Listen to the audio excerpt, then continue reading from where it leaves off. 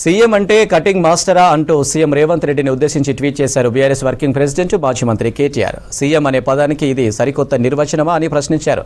ప్రతి పథకంలో లబ్ధిదారుల సంఖ్యకు కోత పెట్టడమే లక్ష్యమా అన్నారు కేటీఆర్. గతంలో పరుగున వెళ్లి రైతులను లోన్ తెచ్చుకోమన్నారని, ఇప్పుడు 2 లక్షల రుణమాఫీకి 1.25 లక్ష కొర్రీలు పెడుతున్నారని విమర్శించారు. పాస్బుక్లు లేవంటూ లక్షల మందికి రుణమాఫీ చేయకుంటే సహించమన్నారు.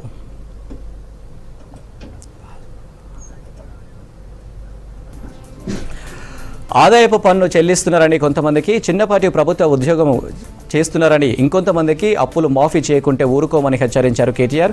మొన్న లక్షలాది మందిని 500 రూపాయల సిలిండర్ పథకానికి దూరం చేశారని, నిన్న 200 యూనిట్ల పథకానికి ఆంక్షలు పెట్టి ఆగమాగం చేశారన్నారు. ఇప్పుడు 2 లక్షల రుణమాఫీని కూడా ఎగ్గొట్టి లక్షలాది మంది రైతులకు అన్యాయం చేస్తామంటే కుదరదని చెప్పారు.